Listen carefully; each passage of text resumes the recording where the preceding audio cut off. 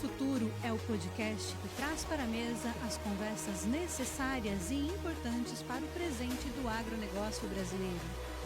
Eu sou a Gi Betim e a cada episódio vou aprender junto com vocês e com os especialistas selecionados pela AgroSelections, para que assim, juntos, possamos caminhar para um futuro promissor e de mais e mais resultado. Esse é o Agro do Futuro. Vem comigo.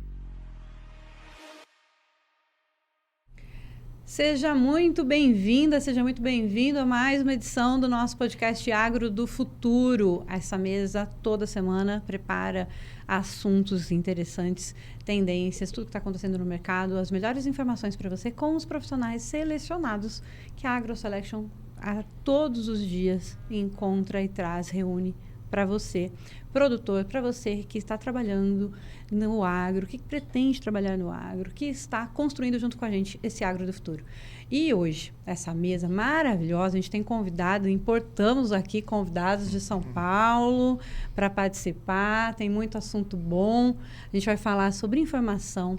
E para começar aqui, Gilson Brito Júnior, estrategista, atitude, especialista em estratégia de mercado. Seja muito bem-vindo, Gilson. Obrigado, Gi. Sempre bom estar aqui. E hoje com um assunto intrigante. Bom para a gente falar umas coisas diferentes, né? Para provocar. Sem fake news hoje. E aí hoje eu estou com outro chapéu aqui na mesa. Né?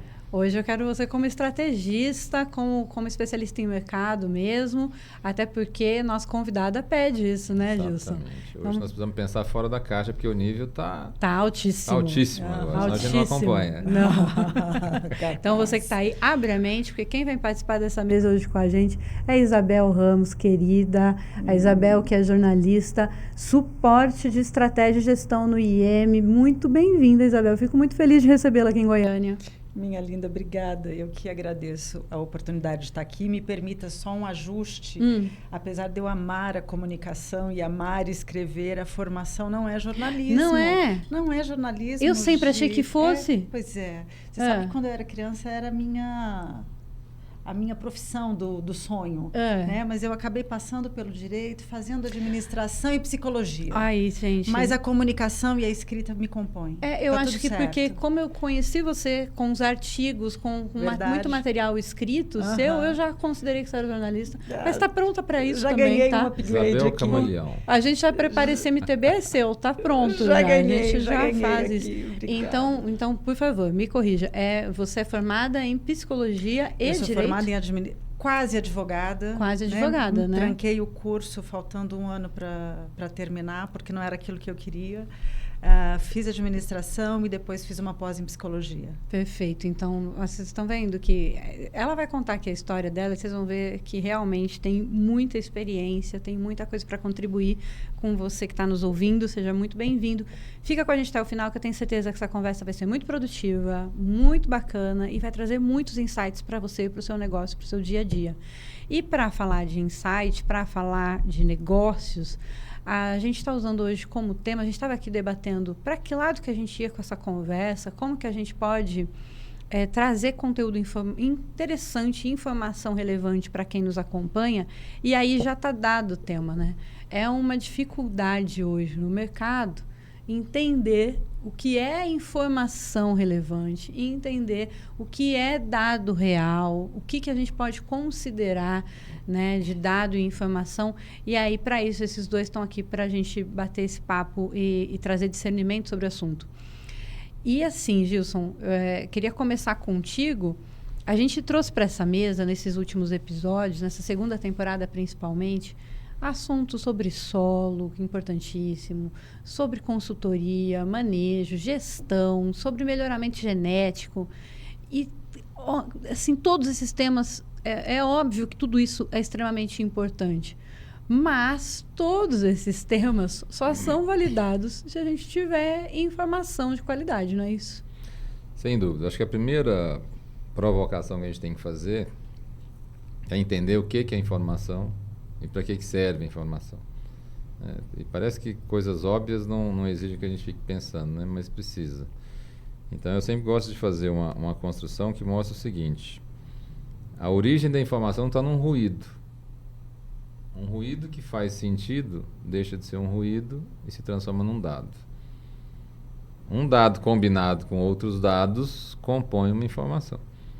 Uma informação analisada, interpretada, me permite tomar uma decisão para realizar uma ação. Olha o nome, in, se eu estou fazendo algo de fora, internalizando, form, dando forma nisso. E aí quando eu analiso e interpreto aquela informação, eu faço uma tomada de decisão, decido uma ação, implemento essa ação, gera um resultado. E aí sim, eu faço com que isso feche um ciclo. E aí, nesta hora de gerar o resultado, é que a gente fala, quando você vai falar da gestão, por exemplo, o que vai adiantar a gente falar de melhoramento genético, de recuperação de pastagem, de manejo rotacionado, de melhoria nutricional, de protocolo sanitário. Se a gente não estiver medindo e tiver com um painel de informações confirmando se aquilo que nós planejamos foi alcançado. Então, na realidade, eu falo isso porque, assim, olha o desafio. A gente está vivendo um Brasil hoje que é uma potência mundial, maior exportador de carne do mundo, maior exportador de soja do mundo, entre os 3 maiores de várias categorias. E aí tem 2 sensações. Primeiro, como se tivesse sido sempre assim. E não foi sempre assim. A safra brasileira da década de 60, diz da década de 60, era 20 milhões de toneladas. O Brasil era um grande importador de alimentos. A safra desse ano passa de 300 milhões de toneladas. A safra de soja desse ano, que vão ser, sei lá, 150 milhões de toneladas, a safra 99-2000 foi de 30. 5 vezes menos. O preço da carne brasileira no mercado internacional hoje, que caiu para 4.900, 4.980, $5.000, que chegava a 6.000 e poucos dólares algumas semanas atrás. Sim. Há 10 anos atrás valia $1.600. 10 anos, né? Então, como é que nós vamos analisar as coisas se a gente não tiver informação que vai nos dizer onde nós tivemos? Você sempre faz essa provocação aqui, né? Passado, presente, futuro. A gente então, não consegue saber onde está se a gente não olhar para o nosso passado. Se a gente não entender isso, eu estava numa reunião hoje mais cedo, Isabel estava na mesma mesa lá com uma reunião que tinha um membro do governo, onde ele colocou um slide que tinha uma matéria, que ela já me conhecia, estava fotografando, que era de 68. Ou seja, 5 anos antes da formação da Embrapa. E essa matéria trabalhava exatamente a deficiência do Brasil na produção de alimentos, que se ia comprometer o nosso processo de industrialização e tal. E por que eu trouxe isso? Sem ter uma boa base de dados e uma boa base de informações, nós já conseguimos fazer isso. Eu imagino o que nós podemos transformar esse país realmente cumprindo algumas premissas da administração, como um bom planejamento, que é o que fazer, como fazer, quando fazer e com quem fazer. Olha a quantidade de informação que nós temos para isso.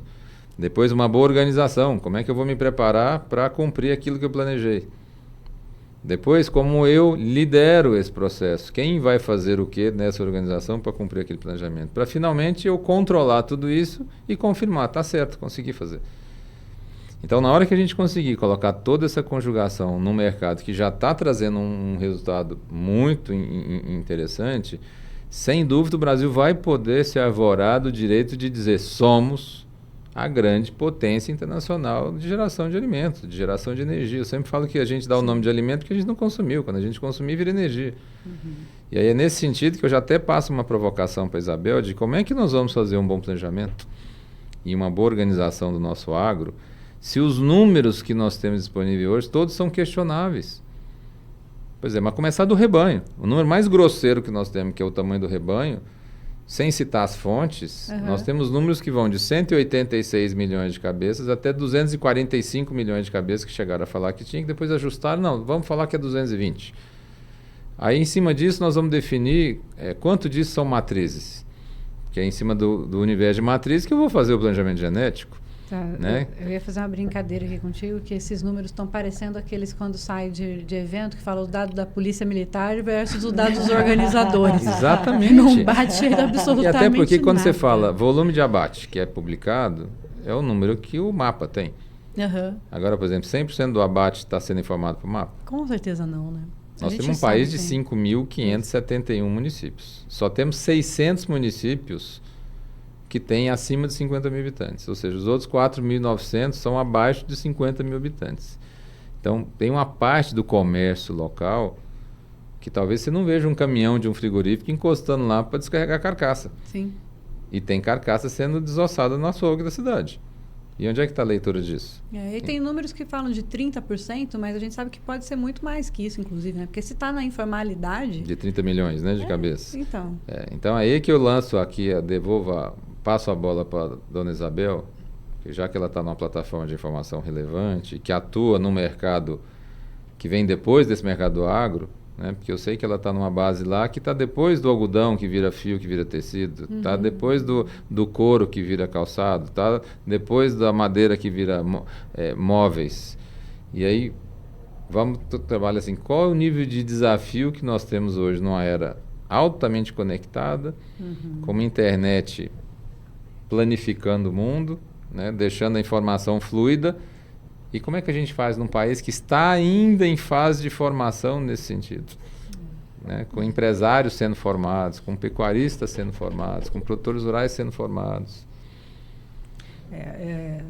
Sob certa perspectiva, eu gosto sempre de pensar em primeiro plano, na era, pegando a questão temporal que você traz, né, nós estamos inseridos num contexto hoje em que, para mim, é de suma importância que o empresário, primeiro, tenha o senso crítico em relação à qualidade da informação que ele está buscando. Hoje nós temos essa questão da variabilidade de fontes informacionais.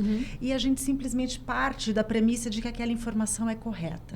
De alguma forma, vocês dois trouxeram isso. Então, eu acho que essa primeira provocação, esse senso crítico, é fundante. Ele é quase elementar no processo, né?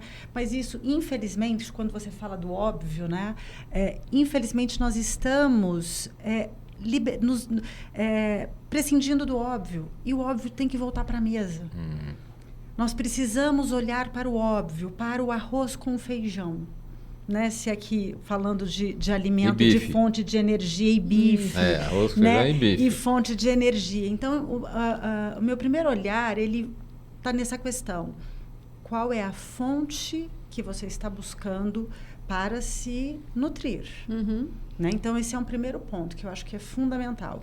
E aí, se me permite, eu dou um passo anterior à questão da visão mais global da informação e como é que nós as observamos e, portanto, tomamos decisões, porque eu penso que é uma responsabilidade do empresário antes pensar qual é a informação que eu tenho do meu próprio negócio. Antes de eu criticar, isso, a informação interna. Antes de eu ir olhar o mercado, peraí, qual é a informação que eu tenho do meu próprio negócio? Perfeito. E qual é a qualidade da informação que eu tenho em casa? Ótimo, porque a gente vê isso com frequência, ele não sabe responder. Ele acha que ele tem informação, quando você começa a validar, ele não tem informação de nada. Está com o meu gerente. Eu tenho que juntar as notas. Eu tenho que... E aí, a hora que você vê, aquela informação não tem qualidade nenhuma. E aí, a gente vai para a questão da governança de dados, e aí você observa que não só ele, em casa, tem uma fragilidade da estruturação dos dados, né? Como ele tem, eventualmente, até uma visão turva de quais seriam os dados que ele deveria ter. Porque tem essa questão, a gente trata um volume muito grande de documentos e que são fruto de N questões burocráticas ou das negociações que são feitas no dia a dia. Só que, peraí, desse bolo, dessa massa aqui, quantos por cento realmente são relevantes para uma tomada de decisão, para uma leitura do que eu tenho em casa hoje. E aí o próximo passo, inevitavelmente, é sim olhar o mercado. Porque é muito bonito a gente falar benchmark, é muito bonito a gente falar, não, eu acesso a fonte XPTO, é IBGE, é RAIS, é não sei o quê. Tem N fontes. O Brasil é muito bom nós temos sistemas hoje do governo que nos alimentam de muita informação. Mas, como vocês mesmos disseram, mesmo as fontes oficiais, ela tem as suas deficiências. Vocês que estão aqui respirando o agro, melhor do que eu, certamente, têm noção da dimensão, né, do tamanho do iceberg que se projeta para baixo, portanto, sendo redundante aqui, isso, em relação à informalidade, em relação ao número de propriedades que sequer tem uma inscrição estadual. A gente só vê a pontinha desse iceberg mesmo, viu, Isabel? Tenho certeza disso. Então, assim... mas você tocou uma coisa importante. Quando fala dos números próprios, uma das coisas que você falou que hoje me preocupa é porque existe uma frase que diz que todo mercado inundado de informação é pobre em conhecimento. E nós estamos hoje com o mercado inundado de informações e com parte da informação ruim. E isso turva muito a nossa capacidade de análise. Então, o primeiro momento é perguntar realmente qual é o mínimo de informações relevantes que garantam que você tenha um mínimo de controle para o seu negócio, para ter um mínimo de segurança para tomar de decisão. E às vezes a gente pode e deve simplificar o que se complica muito. Então você tem que lembrar o seguinte: você, quando empreende algo, né, eu estou como um produtor rural e vou empreender a atividade da pecuária. Então você tem que entender que você está se dedicando à produção de proteína em forma de carne ou de leite, dedicado a algum momento dessa pecuária. Se eu sou pecuarista de corte, estou dedicado à cria. E aí, por exemplo, se você está dedicado à cria, o assunto genética é indispensável. Porque informações básicas que você vai ter que ter é: qual que é o seu índice de prenhez? Que é a primeira garantia de sucesso de que a organização que você fez da estação de monta ou de um planejamento de acasalamento funcionou. E aí você vai dizer quantos % daquele rebanho você está conseguindo manter produtivo, porque a vaca vazia só vai custar, vai comer sem devolver nada. Aí beleza, consegui ter sucesso na parte de fertilização, aí vamos lá, eu vou ter que acompanhar todo o processo gestacional dessa vaca para chegar numa estação de parição e ser bem sucedido. Sim. Só que, por exemplo, alguém vende bezerro parido, recém-nascido?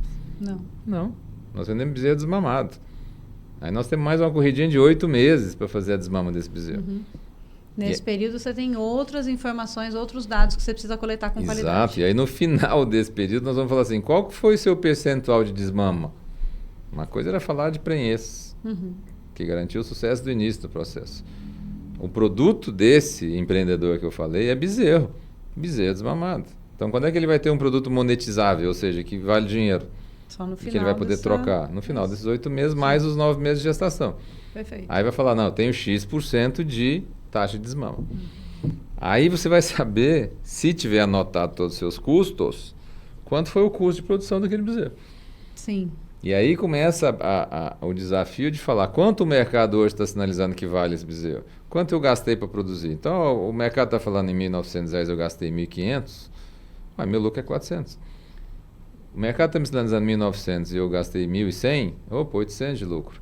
Mas espera aí, se eu produzir um bezerro muito bom, porque o padrão de mercado é bezerro desmama com 180 quilos. E se eu produzir um bezerro de 220 quilos? 220 quilos é uma arroba a mais, hein?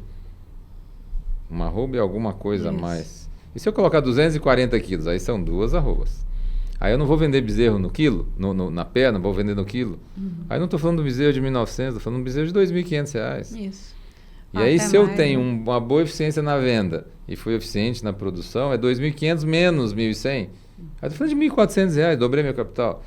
Aí fica muito romântico falar desse jeito, né? Não, mas você modela um negócio primeiro aqui na mente, depois você modela no papel e depois você pratica ele lá no pasto, no curral. E aí, nesse sentido é que essas informações internas é que vão te permitir, independente do mercado, para você avaliar se o seu negócio está de pé ou não.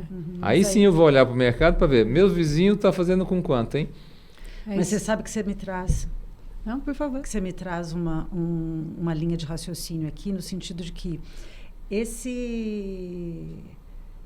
essa colocação que você faz agora, a gente partiria de um pressuposto de um empresário muito maduro, que tem condições de fazer essa leitura que você está fazendo, de quais são as informações que ele precisa buscar. E, via de regra, não é o que a gente encontra. Via de regra, ele não tem condições de compreender quais são os metadados relevantes para que ele traga para a mesa, seja interno, seja do mercado, para fazer esse cruzamento. E eu vou um pouquinho além no sentido do meu senso de percepção, e aí você me diga qual é a sua impressão em relação a isso, que é o seguinte, não só nós temos uma imaturidade em relação à informação que precisa ser trazida para a mesa, como, via de regra, a informação, a percepção de necessidade de um dado pelo empresário, ela só é trazida reativamente. Porque quando o negócio está indo muito bem, obrigada, e de alguma forma ele está aferindo algum lucro, ele vai, como diz a música, vai tocando, vai deixando a vida me levar. E se eu tenho alguma intempérie do mercado que me provoque sob alguma perspectiva e que traga algum impacto para o meu negócio, reativamente eu vou olhar o que está acontecendo dentro de casa, eu vou tentar entender o que está acontecendo no mercado, eu vou contratar uma consultoria, eu vou contratar uma pesquisa, e aí eu chego num ponto que eu tenho visto na vivência. Você apresenta a informação estruturada e ele te olha e ele não sabe o que fazer com aquela informação. E ele ainda precisa de um suporte e de uma orientação para saber o que fazer com aquela informação naquele momento. Deixa eu ver se eu entendi e consigo trazer isso para o pecuarês. Aí, Gilson, que conhece bastante também, me corrige aí se eu falar alguma besteira. Mas quando você fala de metadados e das intempéries, vamos trazer isso para esse momento. Hoje a gente está vendo aí um preço de arroba que caiu bastante nesse último ano.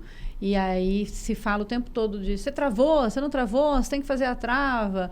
E aí, para fazer a trava, ele precisa saber o custo da arroba produzida dele. E aí, se ele não conseguiu fazer essas informações, porque às vezes ele fica se prendendo à informação de UA por hectare, né? Estou fazendo 2 UA, 3 UA por hectare, está achando que está arrebentando. E ele não consegue saber quanto está custando a produção de arroba dele, quanto custa a arroba produzida. E se ele não souber a arroba produzida, ele não sabe nem se travar é um bom negócio ou não. Tomar de decisão. Isso, aí vamos recuperar um pouco do que a Isabel falou aqui, quando ela falou assim, não, que não existe maturidade ou conhecimento dele. Gente, na realidade, nós todos somos instintivos, principalmente quando a gente tem um título de criador. Né? Que às vezes os amigos brincam assim, você é o que? Não, eu sou... produtor de leite. Eu falei, não, quem produz leite é só a vaca. Você é criador de vaca de leite, né? Quem produz produtor de leite é a vaca. Boa. Mas eu brinco com isso para dizer o seguinte, quem tem a vocação de criador sabe que o sucesso de uma atividade que envolve colocar um macho com uma fêmea vai ser entregue pela quantidade de crias que você vai tirar daquilo. A gente está dando esses nomes bonitos hoje, de prenhez. No passado tinha nada disso e a gente anotava na caderneta. Tantas vacas, estava com tantos touros ali, depois veio, não tinha estação de monta, isso aí é uma evolução desse modelo de gestão moderno, né, que prepara uma fazenda para buscar dentro do calendário da natureza os períodos mais eficientes de disponibilidade de alimento, de estrutura corporal da vaca, de hora mais adequada para o bezerro nascer, para ele sofrer menos impacto com o contato com o ambiente, né? Mas já é a gente criando tecnologia e colocando no nosso calendário. Para melhorar o que a natureza nos diz. Mas o que eu estou dizendo é, no passado era uma anotação básica. E a gente tinha isso. Só que o que acontecia era, o ritmo do negócio era mais lento, a gente demorava 5 anos para terminar um boi, começava, uma vaca entrava na idade fértil dela em 30 meses, a margem era uma margem muito folgada, tá? A demanda era maior do que a oferta. E a gente tem um incremento, se me permite aqui te interromper, que é a questão da volatilidade da informação, né? Que é essa velocidade, né? Que você está aí trazendo o comparativo passado e o atual momento, que está tudo muito mais veloz, isso faz também, porque isso tem um impacto imediato no quão perene as informações mas por isso estão, que, né? até Na verdade, isso que eu queria falar. Quando fala lembra que você falou assim, será que ele sabe a informação que ele precisa? Então, na realidade, ele sabe que precisa controlar aquilo. Talvez ele não saiba qual o melhor índice a ser buscado. Certo. Aí é nessa hora que entra a validação do meu número interno com o número externo. Eu estou conseguindo X bezerros desmamados dentro de um rebanho de tanto. Meu vizinho está conseguindo ter X mais 2. O vizinho do outro lado, X mais 3. Aí começou o famoso benchmarking para a gente falar, pô, olha só. Quando soma tudo isso, é o número de mercado que nós estamos falando. O benchmark que a gente fala é quando a gente analisa os casos de sucesso. Vamos pensar assim, a gente olha para quem está tendo sucesso, fazendo a mesma coisa que a gente vai ver o que ele está fazendo de bom para a gente também progredir no nosso negócio. Só que o que eu queria provocar com isso, quando você fala da volatilidade, eu acho que a gente tem, já que a gente está num bate-papo gostoso disso, é pensar o seguinte: como funciona hoje a estrutura de consumo e como a sociedade se comporta para consumir carne? Então vamos só raciocinar o seguinte: há muitos anos atrás, nós tínhamos que sair para caçar essa carne. E a gente começou a consumir carne como carne de rapina. A gente comia o resto da carne que um predador tinha comido. Depois nós aprendemos a caçar, aí invertemos o jogo. Depois, fizemos uma tal de revolução agrícola, porque a gente começou a domesticar os animais ali, e descobrimos o seguinte: não preciso caçar não, dá para me criar uns animais. Então eu comecei a domesticar animais, e comecei a criar porco para produzir carne, comecei a criar ovelha para produzir lã, comecei a criar cabra para produzir leite, comecei a criar boi para me dar tração. Domestiquei primeiro o gato e o cachorro, foram os primeiros a ser domesticados para me ajudar a caçar, para ser companhia. E aí você fala, olha, o cachorro foi domesticado antes, sabe por quê? Porque o cachorro foi na era glacial ainda. Na era glacial não tinha roda, gente. Porque roda não roda no gelo. Mas tinha que ter alguma coisa que deslizasse no gelo. Então, quando a gente vê um filme hoje com um cachorro puxando trenó, vem lá dos nossos antepassados da era glacial ainda. E para cuidar das crianças também. E aí, por que eu estou contando tudo isso? Porque, olha só, a gente muda o modelo de produzir algo e de comercializar algo quando muda o modelo de comportamento de uma sociedade. Então, se a gente colocar o Brasil de 2023, tá, e for comparar com o Brasil de 1923, tem algumas semelhanças. Do tipo, hoje você tem 3 grandes grupos, um muito grande, um segundo grande e o outro grande. Mas esses 3 são grandes perante o restante. Tá? Há um século atrás, tinha também alguns grupos grandes. Um inglês, 3 americanos, com um modelo semelhante a esse nosso. Muitos pecuaristas produzindo bois para vender para grandes frigoríficos. E ambos os casos tinham frigorificação. Só que, por exemplo, naquela época, 100 anos atrás, não existia cash and carry. Cash and carry é o modelo do atacarejo, que está crescendo e capturando um mercado maluco. Beleza, naquela época não existia supermercado, que é o que a gente chama de autosserviço. Naquela época tinha a venda do Seu João. Sim.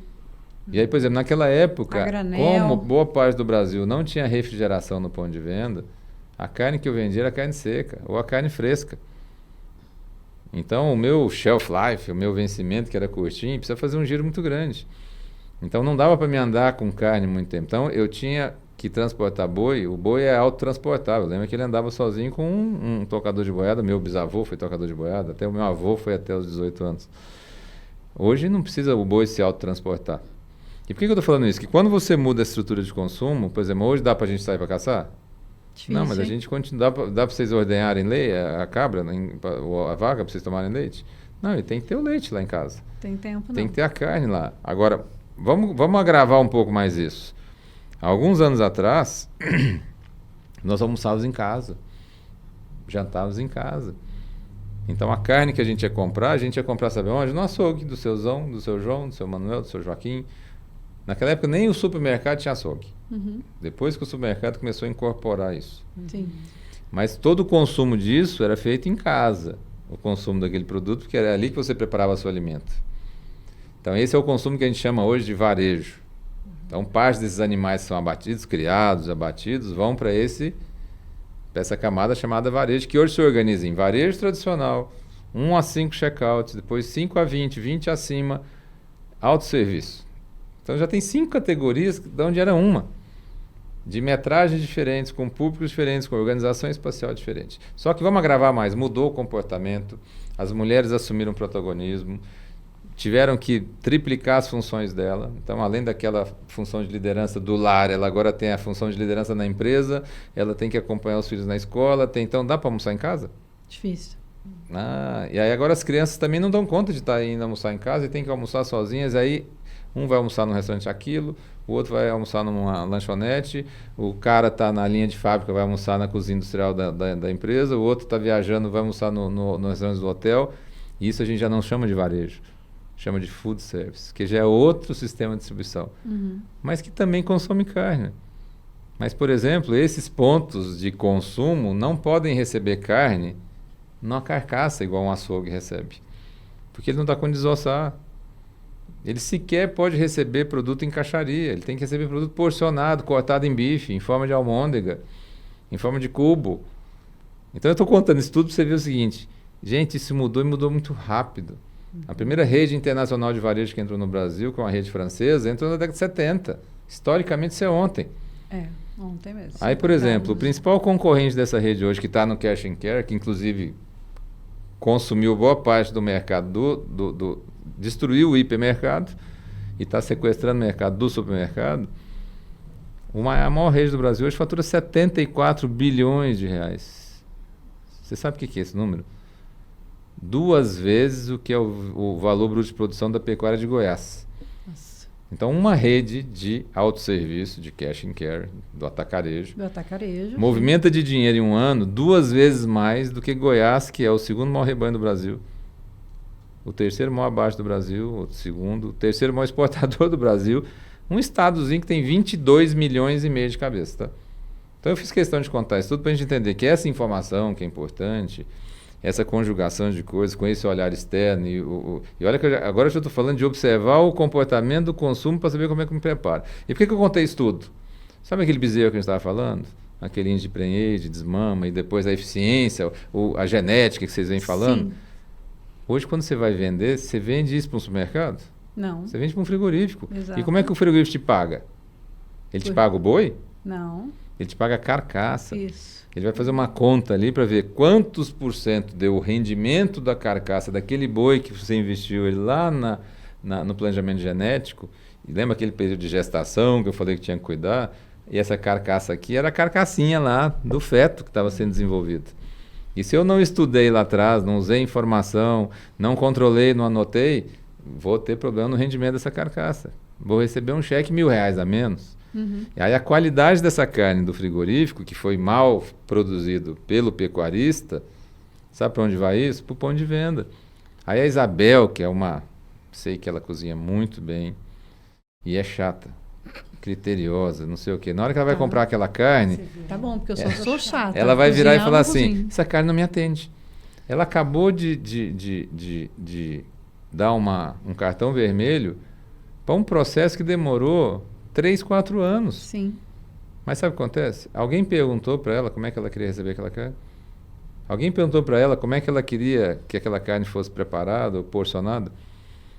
Então, o que adianta então? Nós estamos produzindo o que para quem?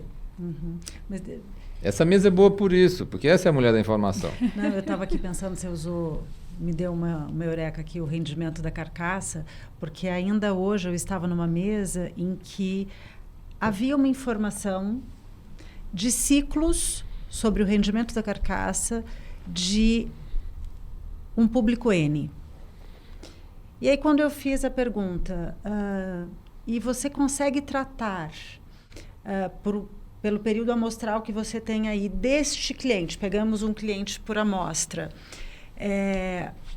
qual é a variabilidade do rendimento da carcaça dele? Porque ainda fiz uma brincadeira, eu falei, imagina que eu sou essa cliente e aí você me mostra um compilado do rendimento da minha carcaça ao longo de 36 meses e você chegou à conclusão, analisando os relatórios que você montou, que a partir do segundo ano, eu tive um rendimento de carcaça 20%, 30% melhor comparativamente ao primeiro ano, quando ele começou a parceria, né? E ele falou assim, pois é, eu não uso essa informação. Eu ainda não faço essa análise. E aí eu fiquei pensando, eu falei, poxa, se por um lado, muitas das vezes a gente percebe que falta informação ou que a informação está desestruturada, outra vez ela está ali. Na sua frente, você tem um tesouro dentro da sua casa, né, dentro da sua empresa, que não está sendo utilizado como poderia. Você tem um potencial gigante ali, né, e não está sendo usado. Traduz o que você estava fazendo com essa pessoa hoje. Você fez um trabalho de consultoria com ele ou não? Ajudá-lo a ver uma coisa diferente. Sim. Quando você vai num médico, o que o médico te ajuda a fazer? Enxergar uma situação que você está ali, você está incomodado com alguma coisa, está sentindo uma dor. O médico vai fazer o quê? Uma anamnese com você. Pergunta, é isso. E de início ele não tem nem noção do que é, então ele está perguntando, ele está descartando o que não é. Para depois começar a chegar no que pode ser. Aí ele vai pedir exames, você vai fazer um monte de exame, depois volta lá, se voltar fora da data, paga outra consulta. E aí ele vai falar assim, olha, é isso aqui. E aí ele vai te prescrever um tratamento, né? E quem faz o tratamento, você ou o médico? É você. Os dois, né? Não, dependendo da linha da medicina, faz o tratamento é o paciente. Quem vai lá comprar o remédio, tomar todo dia. Mas se você quiser, o médico pode fazer. Vai lá te acordar, colocar o remédio na boca. Mas aí já não é um trabalho de consultoria. Né? Aí já é um outro trabalho. Por que eu estou falando isso? Porque em determinado momento você falou da consultoria, né? Da importância da consultoria e tal. E hoje a gente não consegue ter validação das consultorias para isso. Mas eu só quero fazer um adendo aí. Você fez essa analogia com o médico. Primeiro o médico passa os primeiros 15 minutos brigando com você e tentando mostrar para você que tudo aquilo que você viu no Google por conta própria tá errado. Também, né? Ótimo, porque a gente faz isso também na pecuária. Senão ele te pergunta, você está me procurando por quê, né? Isso, porque você já chegou aqui com tudo. Com todo o diagnóstico. E também está acontecendo a mesma coisa na pecuária, não está? Mas esse é o mercado inundado de informação. Exato. Porque o produtor chega e ele fala assim, eu vi o fulano que falou de ciclano, porque eu vi isso, porque eu vi aquilo, porque... E aí você vai ver, nada daquilo bate com a situação dele. E aí você sabe que é uma coisa importante para validar isso, que eu venho falando, eu gosto muito do mundo digital, sou muito tecnológico, mas eu sou analógico ainda. Né? Eu sou uma pessoa que tenho 54 anos de idade, tenho 41 anos de vivência de negócios, mas eu vivi a maior parte do meu tempo com os mais velhos, não com os mais novos. Tá? Isso, como eu sempre fui muito curioso, eu achei ótimo, porque tinha uma pessoa na mesa comigo mais cedo e foi falar do TK2000. Eu falei, gente, tem gente que lembra disso. Não vou nem explicar o que é. Quem vê aí que lembrar vai saber o que eu estou falando. Esse dá para procurar no Google. Esse pode. Mas por que eu estou dizendo isso? Uma boa forma de você validar essa informação, ou esses especialistas, que eu nunca vi surgir tanto especialista como depois da era da internet, é você perguntar a pessoa e falar assim, Isabel, você é especialista nisso, né? Você está me dizendo que por onde você passou? Qual o resultado que você deixou lá? Porque aí eu vou começar a avaliar o seguinte, qual é a reputação que você tem para falar aquilo? Porque o perigo do digital hoje, que a gente se conhece já bateu bola em outros setores, no digital a gente faz uma coisa que não é nada. Parecer uma coisa monstruosa. Para um lado e para o outro. Né? Sim. Eu posso pegar um problema desse tamanho, exponenciais como a mídia tradicional faz para vender, porque infelizmente a nossa atenção responde muito ao que não presta. Né? Do mesmo jeito, uma coisa que não é nada daquilo que está dizendo, é comunicado como se fosse a última bolacha do pacote. E aí é a hora do produtor, do empresário, começar a perguntar o seguinte, olha só, a sua autoridade para falar disso vem da onde? Porque essa autoridade já tem que ser conquistada com a história que você fez. Então, por exemplo, quando você fala em informação, uma coisa que é muito séria, por exemplo, eu sou sócio de empresas de consultoria, sou sócio de empresas de informação, sou sócio de... Mas uma coisa que eu sempre falo é o seguinte, amigo, desculpa, isso que você está me falando, assim, você aprendeu aonde? Porque você tem que lembrar o seguinte, você vai numa sala de faculdade, você tem 50, 60 alunos aprendendo a mesma coisa, né? O que cada um fez com quem embarcou é igual? Não, com certeza não. Então aí tem que começar a aprender. Dessas coisas que você aprendeu, embarcou e praticou, qual foi o resultado? Aí você começa a separar quem está falando do que não sabe, do que quem está falando com autoridade. Porque quem já viveu, experimentou isso e conjugou esses verbos, vai poder dizer, fiz e os resultados foram horríveis. Porque a validação não vem só de resultado bom, não. Os nossos erros ensinam muito mais do que os nossos acertos. E essa provocação que eu estou fazendo é para a gente tentar sair dessa superficialidade que o Google nos traz, que é poder acessar qualquer tipo de informação less friction, ou melhor, no friction, sem fricção nenhuma. Só que dificilmente a gente vai lá para deixa eu ver a base dessa informação, né? Qual que é a origem dela aqui? Sim. Que aí você está falando de uma informação muito rica, que é fruto de uma experiência. Né? A gente tem várias formas de obter uma informação. Né? A gente que trabalha com pesquisa, né? Você tem ali todo um processo de campo de pesquisa, né? Onde você vai, eventualmente, a depender do contexto, buscar informação primária, ou fontes secundárias, ou... Quando a gente estava dando o exemplo aqui do negócio, né, da empresa, as informações que eu tenho dentro de casa, comparativamente ao que o mercado tem para me apresentar de negócios correlatos, que é o benchmark que a gente mencionou. Mas o Gilson traz uma questão que é fundante, é muito importante, né, que é a informação da sabedoria de quem viveu e que, portanto, tem, sim, o respaldo, a autoridade e, portanto, a consistência do que está trazendo. Né? Eu tenho uma frase do Thoreau que eu gosto bastante, que, sob certa medida, traz um pensamento que eu julgo relevante, pelo menos para mim o é, né? Que é o fato de que hoje nós levantamos muitas bandeiras. É o racismo, é a questão de gênero, a questão a sustentabilidade, o Big Data, né? A informação. E aí, trazendo aqui para o tema da bandeira da informação, o Thoreau diz assim, é mais fácil levantar as nossas bandeiras do que vivê-las. E o quanto nós estamos, o empresariado, eu me incluo nisso, né? Dizendo que a informação é importante, mas efetivamente dando a atenção que esse tema mereceria. Nós falamos de médico-paciente, nós falamos da nossa saúde, nós falamos de bem-estar. Isso não muda para o ambiente dos negócios. Né? Não tem muito tempo, eu estava dizendo da questão de sucessão num programa, né? E eu disse, via de regra, a gente fala com muita clareza em relação à mortalidade empresarial. Mas, espera aí, por trás de uma empresa que está morrendo, na maioria das vezes tem um dono, tem um fundador que está sobrevivendo. E o quanto dessa questão da sobrevivência dos negócios ou de uma dificuldade com uma sobrecarga alta está diretamente relacionada a uma inabilidade para tratar o dado. Ou para reconhecer, eu diria antes, né? Eu não preciso saber tudo. Eu não preciso ser expert em informação. Porque o meu negócio é o boi, o meu negócio é o grão. Mas tem quem sabe. E deixa eu me despojar do orgulho, da minha... Né, deixa eu tratar o meu ego.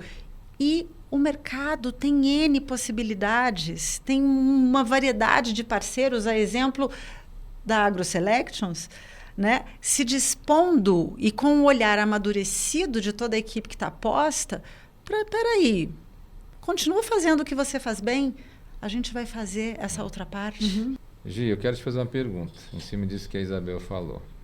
Que assim, não precisa ser especialista em informação e você até falou, essa casa aqui, a AgroSelect faz, é muito interessante esse conceito, que é justamente unir cabeças diferentes para levar soluções e selecionar as melhores coisas para o público-alvo. Beleza.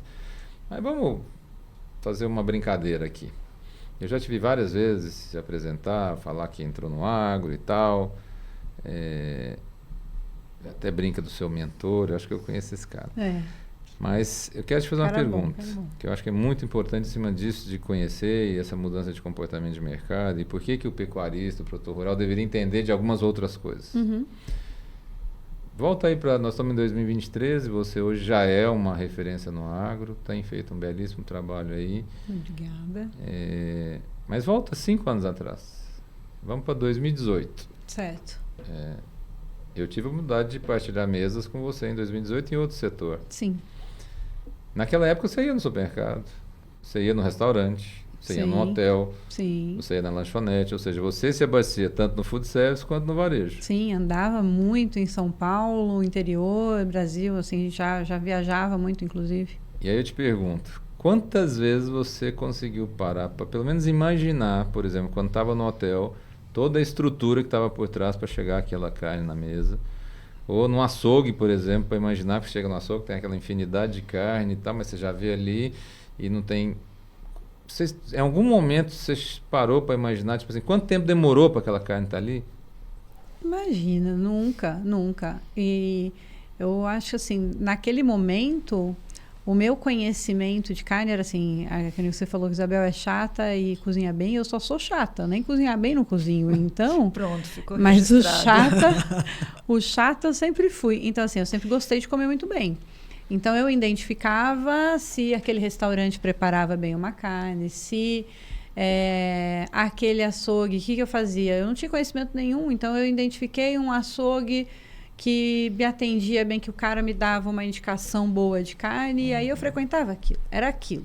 Mas assim, parar para pensar sobre o processo, sobre a carne que eu estava comprando, imagina. E por que eu te perguntei isso? Porque a sua percepção embasa a sua decisão de compra e quanto você está disposto a pagar por aquilo. Sim, com certeza. E aí eu quero já falar isso, provocando a Isabel para uma coisa, que é o seguinte: se eu tenho consciência do nível de dificuldade, de esforço, de zelo, de cuidado sanitário, de cuidado com a natureza, de cuidado que envolve aquilo, o meu grau de disposição para despender mais ou menos dinheiro para aquilo aumenta ou diminui. Sim. Uhum. Então, por exemplo, gente, quem é da pecuária de leite?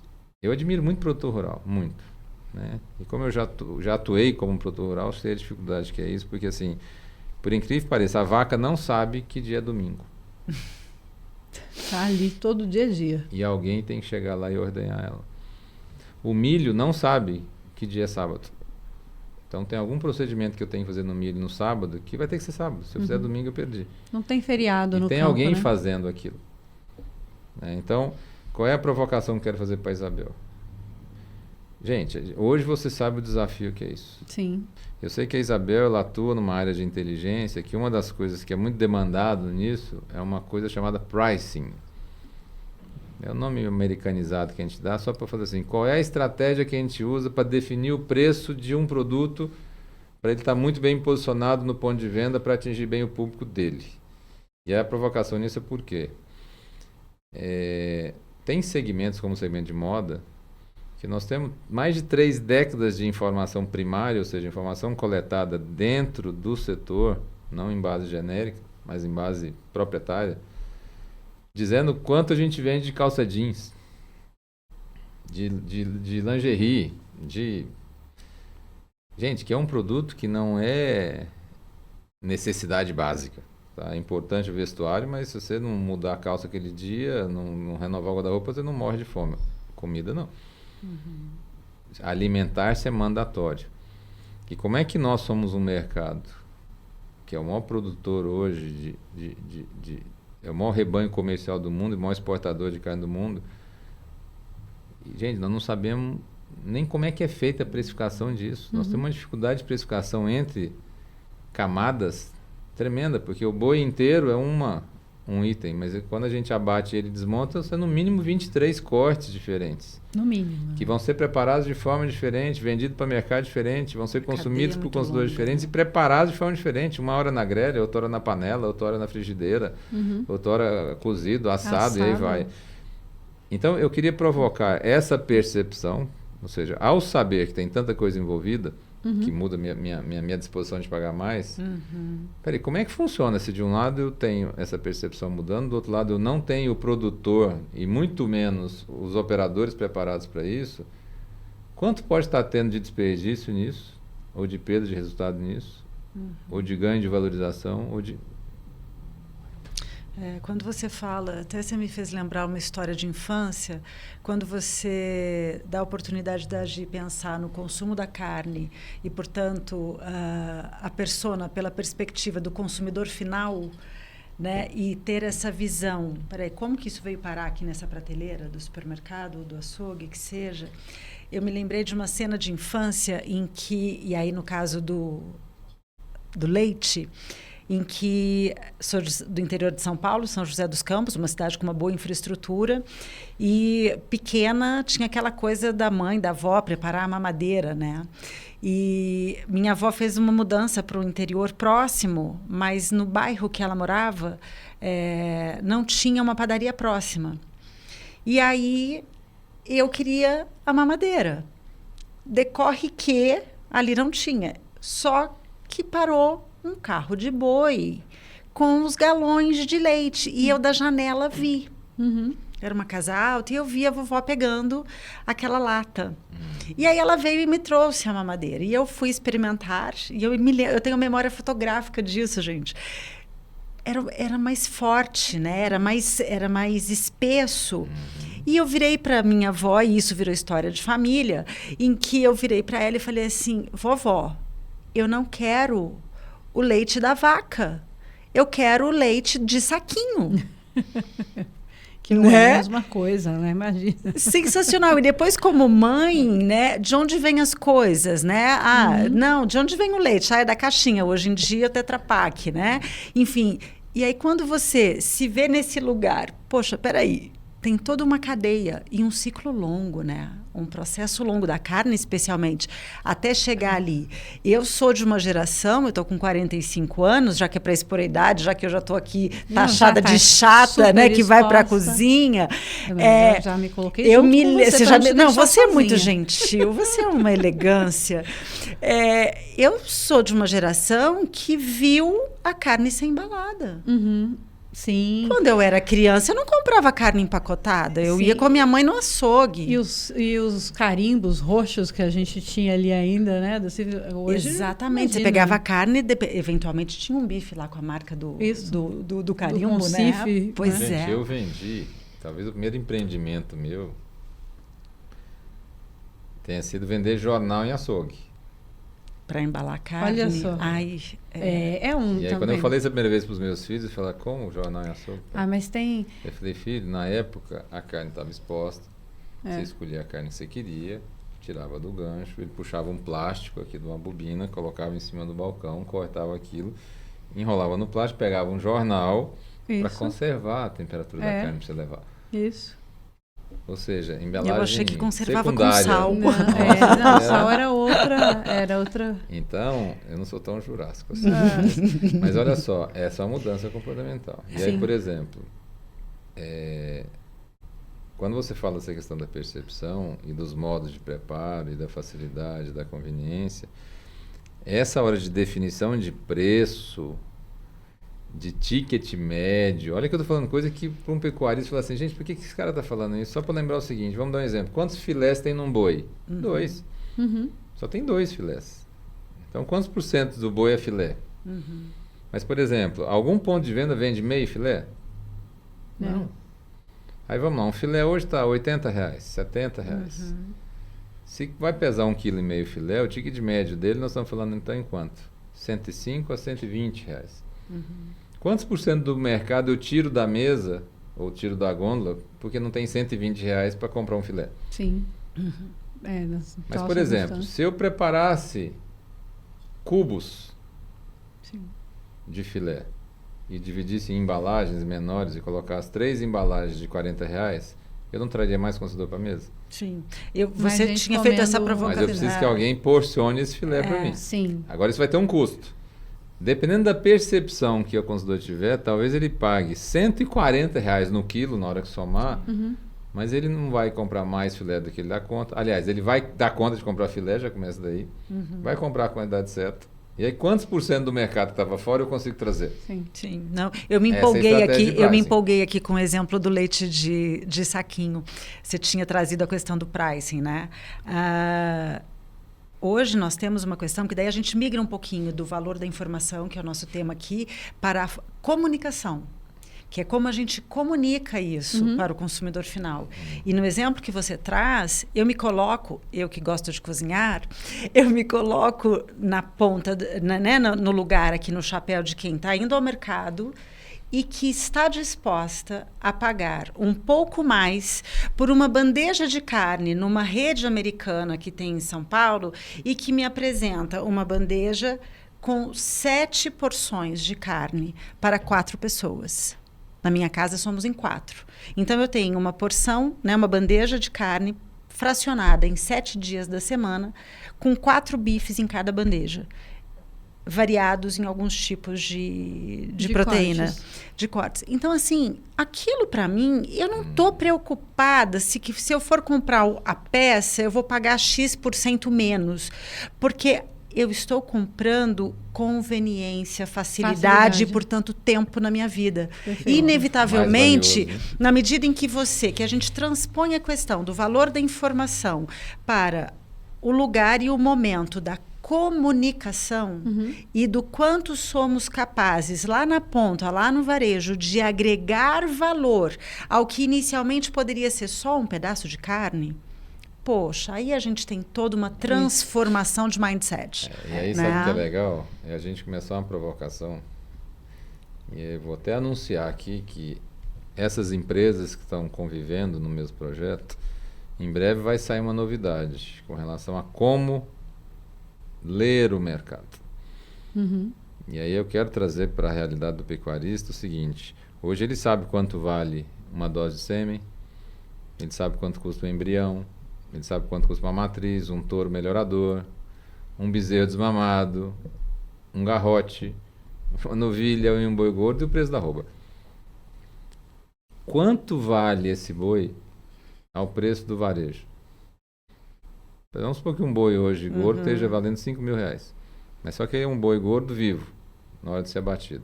Abati, fracionei ele, porcionei e levei para ponto de venda. Quanto está sendo vendido esse boi? E aí, por que eu estou falando isso? Porque dependendo do que você estiver produzindo aqui, você vai ser mais ou menos valorizado por esse consumidor final. Quanto mais esse consumidor final estiver exigindo isso, mais o frigorífico vai ter que se ajustar para fornecer ao varejo esse produto. Quanto mais o frigorífico precisar disso, mais ele vai demandar que o pecuarista faça e vai ter que pagar mais por isso. Olha só, vai ter que pagar mais por isso, porque quem está exigindo é o consumidor. Isso.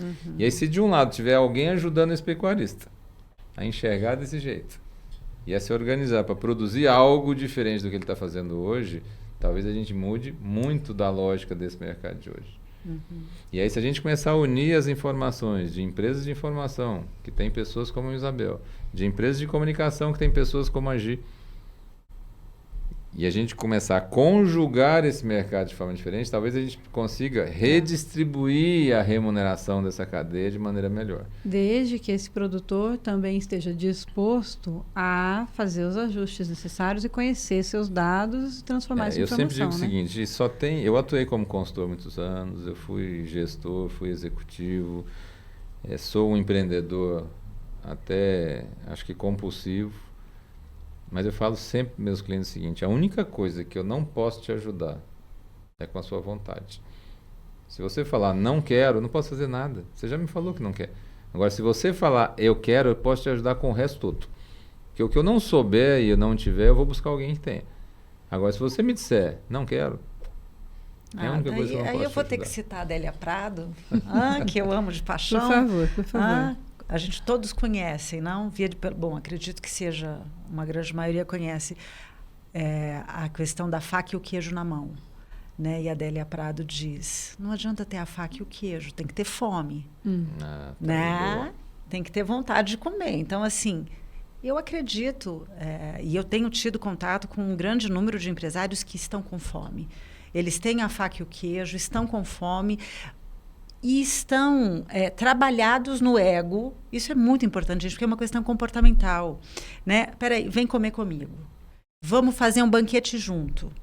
Né? Porque esse encontro vai ter troca, vai ter toró de parpite, brainstorm, como queiram dizer, como queiram chamar. Mas vai ter troca, vai ter sinergia, vai ter o conceito maduro. Eu acho que talvez seja essa a expressão melhor aqui para o contexto, de que eu faço bem, mas que junto com você eu faço melhor. Né? Vamos somar expertises para viabilizar a perenidade dos negócios. Porque eu costumo dizer o seguinte, a gente fala com uma certa não propositalmente, mas até com uma certa frieza dos nomes e dos negócios. Mas por trás de um CNPJ existe um ser humano. Por trás de um ser humano tem uma história. O CNPJ é uma soma de vários CPFs. Né? CPFs que têm história, né? Num país, especialmente no agronegócio, que não, acredito que esses números não tenham mudado de 2, 3 anos para cá, onde mais de 95% das formações são familiares. Né? Então, nós temos histórias de vida por trás disso. Né? Então, não é perenizar só resultado, não é alavancar resultado, mas é também preservar, é garantir vidas, exatamente. É garantir processos sucessórios harmoniosos. Né? É garantir diminuição de conflitos e de pessoas morrendo, né? Ou de famílias se disseminando por problemas, né, oriundos de uma gestão equivocada. Né? Então, os desdobramentos são muitos. Né? Tem muito... Tem muito caldo, tem muito caldo. Muito. Dá uma sopa boa. Não, é assim, né? Vocês estão vendo, você que está em casa acompanhando a gente, ou está no carro, né? Enfim, no campo. É informação demais e é coisa para você realmente pensar em como tudo isso impacta no seu dia a dia, na sua produção. Será que se a gente realmente tem um consumidor mais consciente, fazendo boas escolhas, a gente não muda o mercado? Mas aí, você, produtor, você está pronto para acompanhar esse processo? Você já colocou isso também na sua rotina? Ou você está só pensando que você está criando boi? Está só criando boi. Então, tudo isso é muito complexo, mas ao mesmo tempo é muito simples, né? Uhum. É muito simples. Se a gente melhora essa demanda, a gente consegue melhorar todos os pontos da cadeia, inclusive para esse produtor mesmo. Uhum. Mas com informação e para tudo isso, melhorando a comunicação, para que você internamente, no seu negócio, melhore a sua informação e a sua comunicação também. Isso é em todos os processos, em todas as pontas mesmo. A gente tem muitos protagonistas nessa cadeia, né, Isabel? Hoje, mais cedo eu estava aqui falando com um produtor que veio conhecer nosso espaço e aí ele falou, que vocês estão fazendo comunicação? Estamos fazendo. E está vindo muita novidade por aí para esse próximo semestre, que nós vamos sair de 2 editorias para uma dúzia, se tudo der certo, né, Gilson? Aqui. Porque a gente tem que levar essa informação de muitas frentes. São muitos protagonistas dentro da cadeia que precisam entender que se nós não construirmos essa cadeia de informação, um colaborando com o outro, a gente não vai melhorando esses processos e os protocolos, a gente não vai conseguir essa mudança de mercado que vai realmente fazer a diferença e trazer mais condição, qualidade de vida e qualidade econômica também, né, sustentável para esse negócio. Então, é um trabalho de formiguinha aqui, diário, né, da gente ir construindo, trazendo esses dados à tona, essas conversas à tona, mas que eu vejo que a médio e longo prazo vai fazer uma diferença tremenda em quem está com fome, que a faca e o queijo na mão eles têm mesmo, em quem está com fome queira fazer essa transformação. É isso aí. Eu queria já ir caminhando para o final. E eu sei que sua cabeça está aí explodindo de coisa para pensar de tudo que foi falado aqui, mas a gente hoje fez esse podcast um pouquinho diferente, porque a gente sempre faz passado, presente e futuro, e eu não te dei a chance de falar de si, a gente já foi trazendo assunto denso aqui para a conversa, mas que bom, porque foi extremamente produtiva. Mas eu queria que, se você, antes da gente finalizar, que você me falasse um pouquinho da sua atuação, de como você chegou até aqui e hoje como é que você está colocada, como que você trabalha com informação. Eita, poxa, vocês estão com tempo? Assim. Vamos lá, numa breve síntese aqui. Eu sou uma transeunte nesse mundo e por onde passo vou buscando me apropriar do melhor que aquele contexto me proporciona, né? E buscando sempre ter o senso crítico do que eu deixo ali, né? Dando o melhor de mim, com a humildade de que muitas das vezes eu olho para trás e falo, nossa, podia ter feito diferente, e aquilo me aproprio daquilo para a jornada de crescimento. tenho uma passagem pelo direito, né? Me formei, conforme a gente disse no início, acabei me formando em administração, psicologia, continuo estudando comportamento humano. No mercado corporativo, atuo na parte de planejamento estratégico de forma macro, na parte patrimonial e também, hoje, mais focada na parte de pesquisa. Né? Então, assim, a informação, ela faz parte, ela é o ar que eu respiro todo dia, e isso vem muito associado a um comportamento mercadológico que não pode ser desassociado de um comportamento humano, né? Porque, conforme a gente estava dizendo aqui, com o cuidado de não ser repetitiva, mas temos informações que são depuradas a partir do que o humano entendeu que era relevante, e aí o que eu faço com isso agora? Então, assim, e de repente você olha, tem uma sopa de letrinhas, e você fala, como que eu atuo? Isso? Peraí, gente, vamos lá. Conforme o Gilson estava dizendo da minha experiência hoje mais cedo, o médico não faz anamnese? Deixa eu ouvir, deixa eu compreender, com o respeito de que, se eu tenho um negócio posto, eu tenho uma história de um negócio, então quem sou eu para sair julgando um resultado talvez não tão eficiente? O que é um resultado eficiente? Né? Qual é a meta ideal? Então vamos entender, porque cada negócio tem um contexto próprio. Né? E aí separa as peças. Com a lucidez, talvez, que a maturidade acaba nos trazendo, né? De repente, olhar e falar para aquele empresário, olha, isso aqui, na minha leitura, talvez não faça mais sentido. Faz para você? Propor a reflexão. Né? Porque muitas das vezes ele mesmo vai entender, não, isso já não faz mais sentido de fato, ou vamos ressignificar isso aqui, porque isso sim tem algum valor, não só para aquele núcleo empresarial, mas para o mercado também, por uma perspectiva de tendência, enfim. É sempre ouvindo. Acho que eu acabei me confundindo um pouco aqui no volume de questões nas quais eu sou envolvida hoje. Eu tenho uma atuação bem holística no mercado, mas eu acho que no final do dia, o olhar da Isabel para o mercado é o seguinte: o que está posto, sempre que alguém bate a minha porta, né, deixa eu ouvir, ok, vamos, troca. É a troca sempre. E a partir daí, vamos ver o que a gente faz junto. E você acha que esse é o caminho para o agro do futuro também? Esse comportamento vai fazer diferença no agro do futuro? Eu não tenho dúvida disso, especialmente quando eu ouço você, Gilson, e todos os parceiros envolvidos. Primeiro que me chama muito a atenção o quão longa é essa cadeia. E, especialmente, a fragilidade da comunicação entre os elos. Fragilidade, eu estou sendo até cuidadosa aqui, né, com a expressão, porque em alguns momentos... inexistência. Exatamente. Em alguns pontos você vê que não existe, não se falam. Aliás, às vezes não sabe nem que existe. Às vezes eu falo para o açougueiro que ele esquece que tem um pecuarista, e falo para o pecuarista que ele esquece que tem açougueiro. Se um deixar de existir, não existe o outro. Fato. E aí eu penso, por outro lado, que o trabalho que a gente costuma dizer, o trabalho de formiguinha, eu não tenho problema com a expressão trabalho de formiguinha. Eu não sou muito megalomaníaca nesse sentido, não. Porque eu acho que se você trabalha cada elo bem trabalhado, inevitavelmente eles vão se conectar. Existe um imã, existe uma coisa posta, né? A gente não fala daquele filme A Corrente do Bem? Né? Não sei se vocês já assistiram, é muito interessante. E eu acredito piamente que quando você promove movimentos do bem e que estão fortalecendo por si só, né, individualmente os elos, eles vão, de alguma forma, se atrair ali no futuro. Eu realmente acredito nisso. Né? Eu também acredito, estou contigo nessa, porque é muito disso que a gente tem feito aqui na AgroSelections também, que a gente não tem uma fórmula pronta, é justamente olhar para esse CNPJ ou para esse CPF, entender esses valores, analisar esses dados e junto com ele encontrar um caminho para acontecer, né?